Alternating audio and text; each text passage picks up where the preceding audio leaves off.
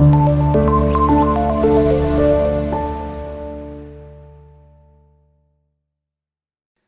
वालेकुम स्टूडेंट्स, कैसे हैं आप सब। उम्मीद है आप सब खैरियत से होंगे।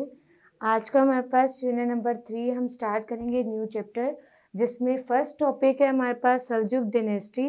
सल्जुक डायनेस्टी जो थी उसके अकॉर्डिंग पढ़ेंगे कि उन्होंने किस तरह से मुस्लिम डायनेस्टी को कायम रखा और आगे जो क्रूसेड्स थे, मतलब इस पूरे चैप्टर के अंदर हम मुस्लिम डायनेस्टीज़ के बारे में पढ़ेंगे कि कौन कौन सी मुस्लिम्स की डायनेस्टीज़ या उनके कौन कौन से फर्दर जो थे दारुल हुकूमत वो कौन कौन से आए, उनके बारे में स्टडी करेंगे। और उसके अलावा इस चैप्टर के अंदर हम क्रूसेड्स के बारे में पढ़ेंगे कि क्रूसेड्स का जो था वो क्या किरदार था और उन्होंने मुसलमानों की तादाद जो थी वो किस तरह से कम हुई, या उन पे के ऊपर जो फतह डिफरेंट ममालिक जो फतह किए थे वो किस तरह से किए थे, उनका रोल पढ़ेंगे। और उसके अलावा मुस्लिम डायनेस्टीज़ का रोल पढ़ेंगे, जिसमें हमारे पास फर्स्ट टॉपिक है सल्जुक डायनेस्टी के बारे में। सल्जुक डायनेस्टी जो थी उस टाइम पर उन्होंने बहुत ज़्यादा कंट्रीब्यूट किया और सबसे पहले ये हमारे पास इंट्रोड्यूस करवाई गई थी 1037 कॉमन ईरा से लेकर 1194 कॉमन ईरा तक। ये दो भाई थे, दो भाइयों ने इस डायनेस्टी को इंट्रोड्यूस करवाया था, जिसमें फर्स्ट सबसे पहले हमारे पास आ जाते हैं Tughlaq Beg and Chaghri Beg. Tughlaq और चागरी जो थे ये दोनों ब्रदर थे, मतलब दोनों भाई थे जिन्होंने ये सल्जुक डायनेस्टी जो है वो इंट्रोड्यूस करवाई थी। उसके अलावा मेनली जो सल्जुक डायनेस्टी है ये तुर्की से बिलोंग करती है, ये तुर्किश की डायनेस्टी है। It was a Turkish dynasty, Turkish की डायनेस्टी है जो कि इन्वॉल्व करती है central of Anatolia, central Anatolia को इसके अंदर शामिल है। और ये जो खुरासान का शहर है उसके अंदर ये पाई गई थी, उसमें मतलब सबसे पहले इंट्रोड्यूस करवाई गई थी near the city of Khorasan. और सबसे पहले ये खुरासान में, उसके बाद फर्दर ये पर्शिया में इंट्रोड्यूस करवाई गई, पर्शिया के शहरों के अंदर। उसके बाद नेक्स्ट हमारे पास आ गया था एनाटोलिया, इसमें करवाई गई। उसके अलावा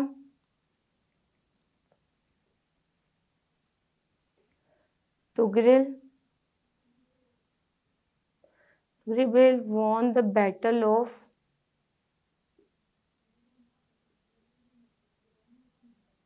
Manzikert in 71।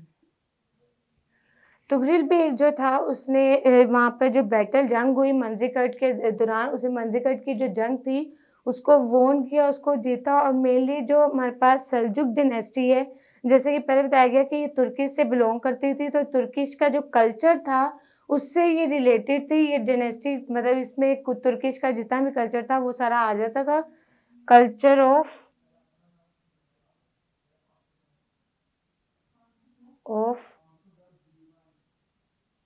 Turkish, it means कि ये cultural descendant, culture descendant mean कि जो आगे उसको लेके चलता है विरासत के तौर पर। तो तुर्किश की जो विरासत थी, मतलब तुर्किश का जो भी कल्चर था उस ज़माने में, जो भी उनका कल्चर अडॉप्ट किया जाता था वो आगे किसने कंट्रीब्यूट करवाया, तुगरिल और उसके भाई चागरी ने, जो कि दोनों इन्होंने इंट्रोड्यूस करवाए सल्जुक डायनेस्टी। नेक्स्ट हमारे पास आ जाता है कि सल्जुक डायनेस्टी में आगे जो दौरे हुकूमत जिसने संभाली वो थे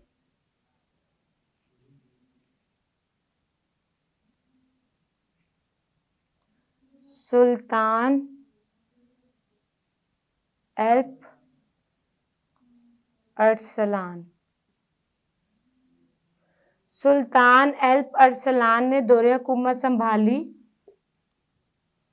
आगे फर्दर मतलब सुल्तान एल्प अरसलान ने दौरे हुकूमत संभाली और इन्होंने आगे डिफरेंट अब्बासिद जो कैलिफ था उसे मतलब मुस्लिम जो डायनेस्टी थी उसको कायम रखा। मुसलमानों की आगे जो दौरे हुकूमत थी मुसलमानों को मतलब वहाँ पे फॉल की तरफ जाने नहीं दिया, उनको कायम रखा।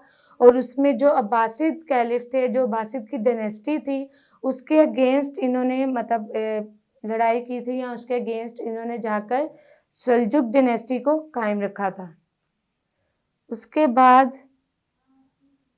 मलिक शाह, सल्जुक डायनेस्टी के अंदर मलिक शाह का भी बहुत ज़्यादा किरदार है। इन्होंने भी मतलब बहुत ज़्यादा कंट्रीब्यूशन की और वहाँ पे जो पॉलिटिकल और इकोनॉमिक जो स्टेबिलिटी है उसको कायम रखने में हेल्प की, जो कि हमारे पास सोशल फैक्टर्स के अंदर आ जाता है।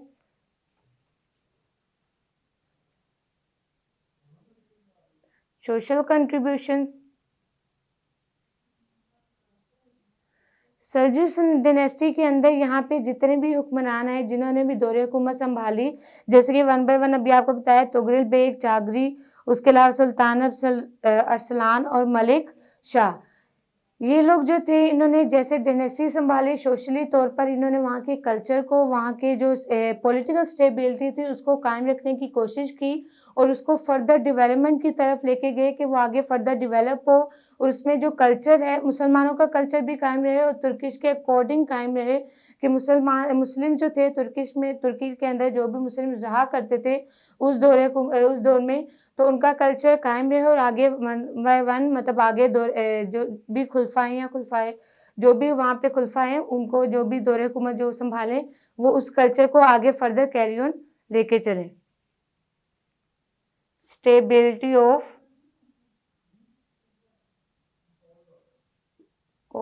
Culture and politics,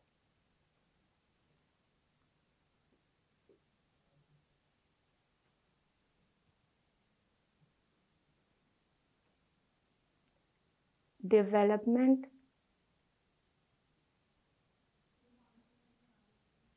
strong army and navy. Social contributions के अंदर उन्होंने कोशिश की कि वहाँ की जो इकोनॉमी है वो स्ट्रॉन्ग हो और वहाँ के आर्मी जो सल्जुक डायनेस्टी की आर्मी और नेवी है उसको स्ट्रॉन्ग बनाया जाए ताकि आगे जो क्रूसेस थे या बासी जो भी डायनेस्टी के अगेंस्ट लड़ना पड़े तो वो अच्छे से लड़ सके। सो स्टूडेंट्स, ये था हमारे पास आज का टॉपिक जिसमें हमने सल्जुक डायनेस्टी के बारे में पढ़ा।